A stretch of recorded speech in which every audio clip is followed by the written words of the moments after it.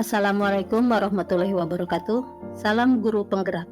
Dalam video ini, saya akan memaparkan tugas modul 1.1.A.8, koneksi antar materi, kesimpulan dan refleksi pemikiran Ki Hajar Dewantara.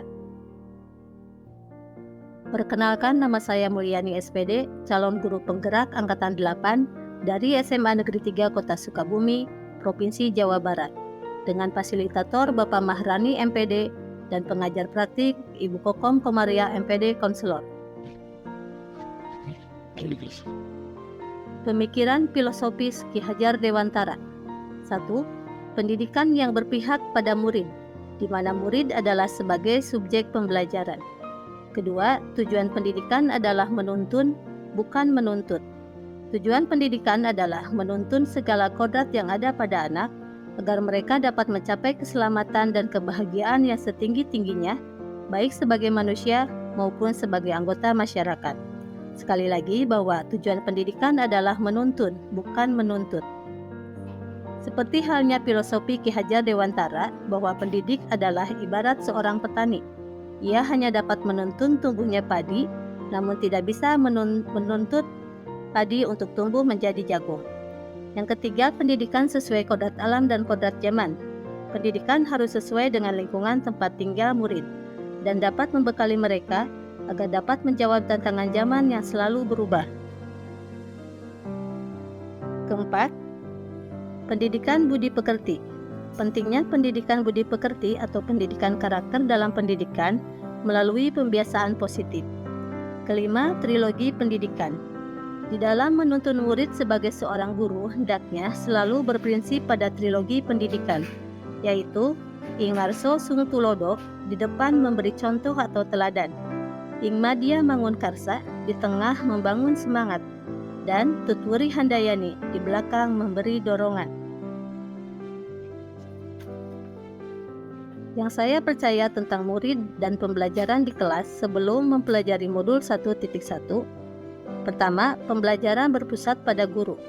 Kedua, kurang memahami karakteristik murid. Ketiga, tidak membuat kesepakatan bersama di awal pembelajaran. Keempat, jarang melakukan refleksi setelah pembelajaran.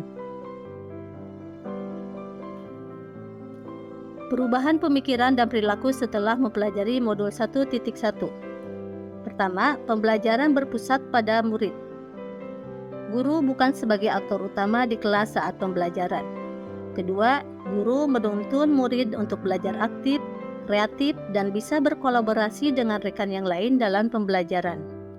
Ketiga, pentingnya pendidikan karakter dalam pendidikan melalui pembiasaan positif.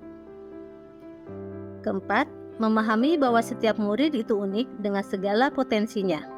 Ibarat kertas kosong, namun ia sudah membawa goresan-goresan tersendiri yang samar di dalamnya. Tugas guru untuk membiarkan goresan buruk yang ada pada murid supaya tidak berkembang, dan menebalkan goresan positif yang bisa menuntun mereka dalam meraih cita-cita dan menjadi pribadi yang baik sesuai dengan kodratnya masing-masing. Kelima, pentingnya melakukan kesepakatan kelas yang dilakukan di awal dan melakukan refleksi, sehingga murid merasa dihargai dan didengar. Keenam, memberikan kebebasan kepada murid untuk menyelesaikan tugas sesuai bakat, minat, dan kreativitasnya, yang dapat diterapkan lebih baik agar kelas mencerminkan pemikiran Ki Hajar Dewantara. Yang pertama, mengidentifikasi karakteristik murid.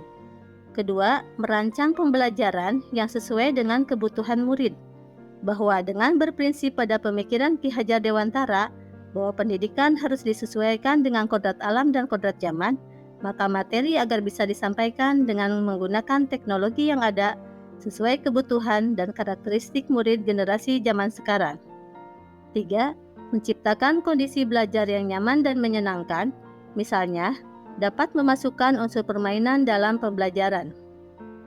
Keempat, membuat kesepakatan kelas di awal pembelajaran dan melakukan refleksi setiap selesai pembelajaran. Kelima, menjadi teladan, penyemangat, memotivasi, dan mendorong murid untuk aktif dalam pembelajaran. Keenam, memberikan ruang yang luas bagi murid untuk mengembangkan ide kreatifnya saat pembelajaran. Misalnya, menuntun murid untuk menuangkan pemahaman mereka dengan membuat mind mapping, infografis, presentasi sesuai apa yang mereka sukai.